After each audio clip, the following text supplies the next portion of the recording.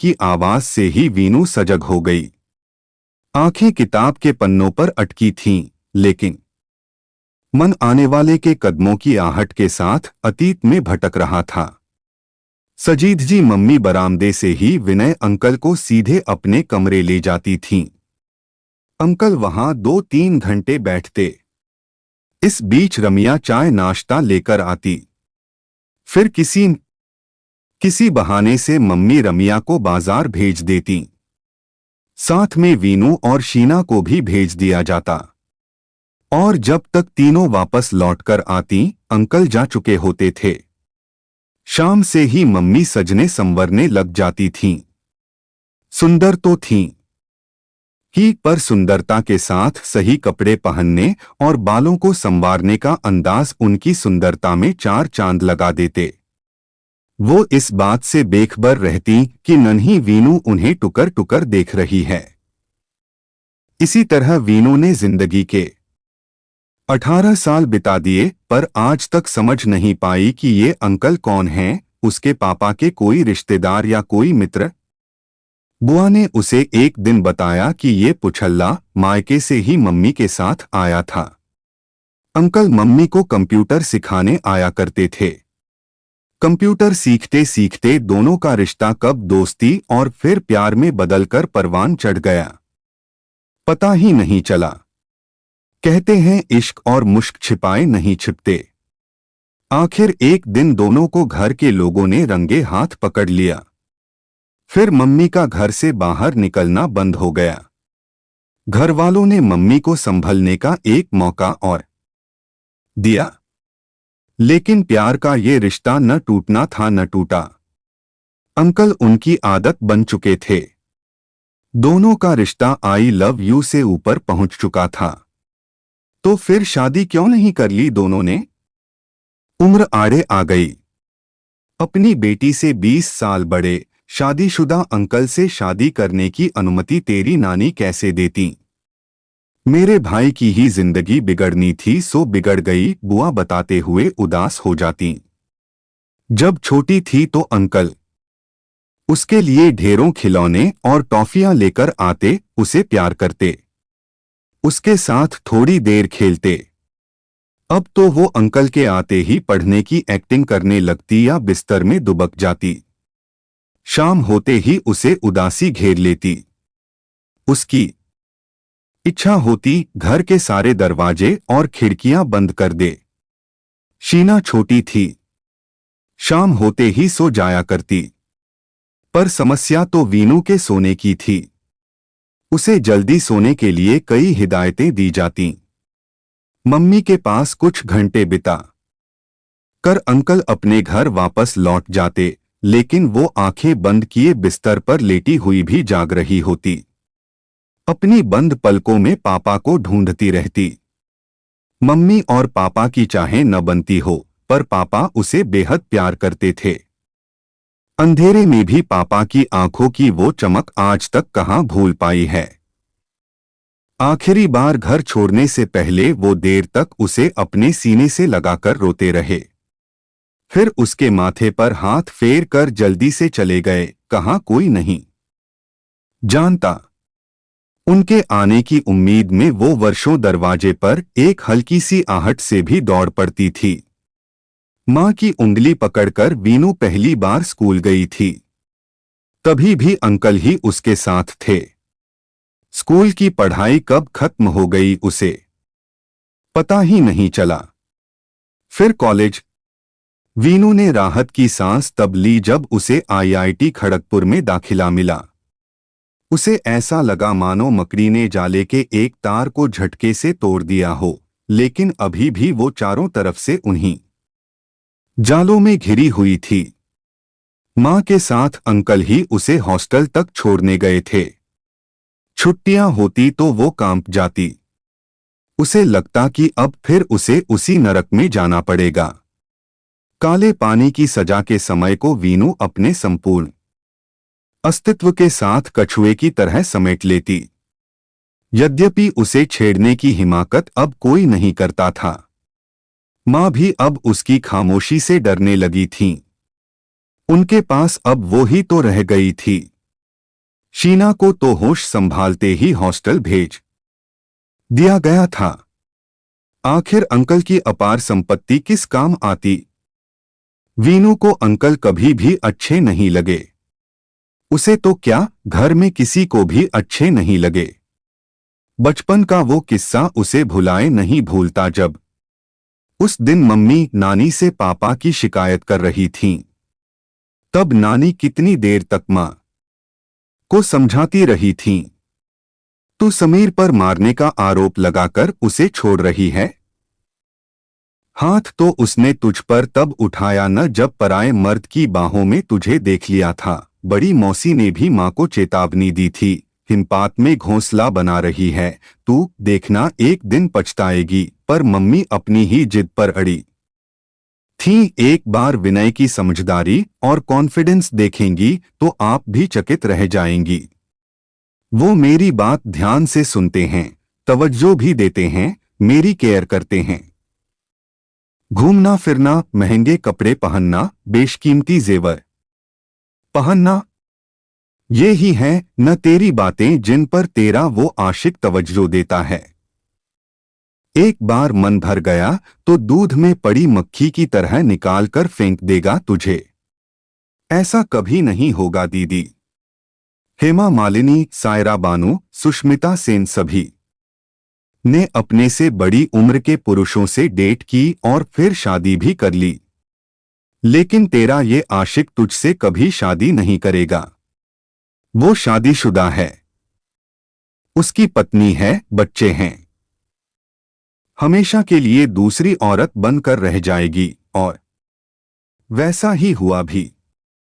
धीरे धीरे अंकल का घर पर आना कम होने लगा। मम्मी पूछती तो विनय अंकल अपने बच्चों और परिवार के प्रति अपने कर्तव्यों की प्रतिबद्धता की बात करने लगते। ऐसा लगता था जैसे अब मम्मी से उनका मन भर गया था। कुछ दिनों तक वीनू को लगा जैसे मकड़ी ने अपने पूरे शरीर को जाले के अंदर समेट सिकोड़कर बहुत छोटा बना लिया था। अंकल जब दिनों तक उनसे मिलने घर नहीं आते या मम्मी को खर्चा देने में आनाकानी करते तो मम्मी चिल्लाने लगती, उनकी जिंदगी बर्बाद करने के लिए कोसने लगती। मम्मी जिस मकड़ जाल में फंस चुकी थीं, उसकी परिणति देखकर वीनू को मौसी की बात सही लगने लगती। देखना, पूर्ण रूप से तो वो दोनों कभी एक दूसरे के नहीं हो सकेंगे। सब कुछ आधा अधूरा, तृप्ति से अधिक अतृप्ति, प्राप्ति से अधिक अप्राप्ति का दर्द भोगते जीवन पर भटकती रह जाएगी। एकांत में उसने पापा की तस्वीर के आगे मम्मी को देर तक सिसकते देखा था। मां ने जवानी में ही अपने पाप पर कुल्हाड़ी मार ली। अंकल से एक बार संबंध बनाने से पहले काश उन्होंने एक बार सोचा तो होता कि जीवन की सांझ में जब सारे सहारे छूट जाएंगे तब मां किसके कंधे पर सिर रख कर रोएंगी। वीनू अपने पापा की तरह इंजीनियर बनना चाहती थी। उसकी प्रतिभा और लगन ने उसे आगे बढ़ने में मदद की। कैंपस इंटरव्यू के दौरान ही उसका चयन टिस्को में हो गया। 6 महीने की ट्रेनिंग, फिर बाद में रहने के लिए 3 कमरों का अपार्टमेंट भी मिलेगा। फिर मां, उसकी रूममेट ने कमरे में घुसते ही पूछा, अब तो तू अपनी मां को यहां ले आएगी न? वीनू मुस्कुराती रही। इस तरह मुस्कान की चादर ओढ़ लेने से बहुधा वो सफाई देने से बच जाती थी। काफी देर तक वो खिड़की की सलाखों को पकड़े खड़ी रही। मां के प्रति उसे जिम्मेदारी निभानी चाहिए या यूं ही भाग्य के भरोसे दलदल में छोड़ दे। वैसे क्या सारा कसूर मां का ही था? आंटी खुद इतनी सुंदर हैं, फिर क्यों नहीं अंकल को अपने मोहपाश में बांध सकीं? नानी ने अपने अनुशासन की लगाम क्यों ढीली छोड़ी? नाश्ते की प्लेट लेकर मम्मी को ही अंकल के सामने भेजकर घंटों उन्हें अपने में ही उलझाए रखने का औचित्य क्या था? उन दर्द भरी आंखों में आ गए आंसुओं की गहराई को नापने की उस वक्त उसकी उम्र नहीं थी, पर आज उसे पहली बार मां से नफरत नहीं हुई, बल्कि उनकी ओढ़ी हुई विवशता पर दया आई। पाप पुण्य से परे अपने प्रेमी के आकर्षण और वैवाहिक जीवन के द्वंद्व और खिंचाव में जिंदगी जीती माँ के लिए आसान भी तो नहीं हुआ होगा, और अंत तो पापा की विक्षिप्ति के रूप में सामने आना ही था। कैसी विडंबना थी। बचपन से अपमान के हंटर खाकर उसका हृदय छलनी हो रहा था।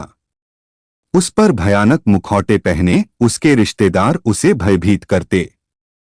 दूर के रिश्तेदार उसे मीठी छुरी से इस तरह काटते कि दर्द होते हुए भी वो उफ तक नहीं कर पाती थी। महेश चाचा ने तो यहां तक कह दिया था, तेरा बाप बड़ा कायर निकला। एक झापड़ तो उस अंकल के बच्चे के लिए काफी था। अपनी ही जिंदगी क्यों तबाह कर ली। कौन करेगा तुम बहनों से शादी। माँ बाप द्वारा किए गए पापों का फल संतान को ही भुगतना पड़ता है। मन में उठे आग एवं दुख के बवंडर को वीनू ने नीलकंठ सा पी लिया। महेश चाचा की ओर उठी उसकी आग उगलती आंखें विवशता के छींटों से क्षण भर में ही बुझ गई थीं। अपने रिश्तेदारों की उपेक्षाओं का असर अब वीनू पर नहीं होता था। यही सोचती रहती, एक बार सेटल होने के बाद वो शीना को खूब घुमाएगी, पापा की कमी उसे महसूस नहीं होने देगी। माँ को उसने कह दिया था, मुझे चैन से जीने दें। अंकल से भी कह दें कि मेरे मामले में टांग न अड़ाए। शिवरात्रि के दिन सभी लड़कियों ने शिव मंदिर जाने का प्रोग्राम बनाया। दिन भर हंसी खुशी में बीता। अपनी ही सोच में डूबी पहाड़ी उतर रही थी कि उसका पैर फिसल गया। आंखें अपने आप बंद हो गईं, पर यह क्या, किसी की बाहों ने उसे संभाल लिया। नथुनों से जानी पहचानी गंध टकराई। वर्षों सीने से लगकर सोई और इन्हीं भुजाओं में झूली थी।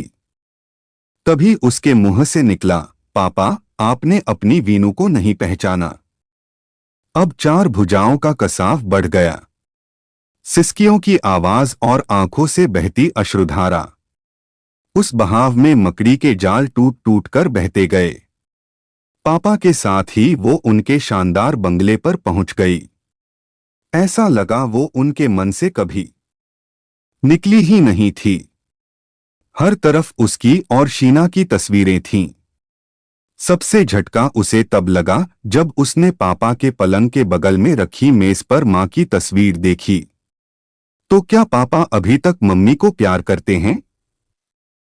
क्या पापा इतने क्षमाशील हैं कि मम्मी को अपना लेंगे? कितना अच्छा होता अगर इस घर में एक बार फिर खुशियां लौट आएं। वीनू कुछ पल पापा को देखती रही, फिर बोली, पापा आपने हमें किसके सहारे छोड़ दिया?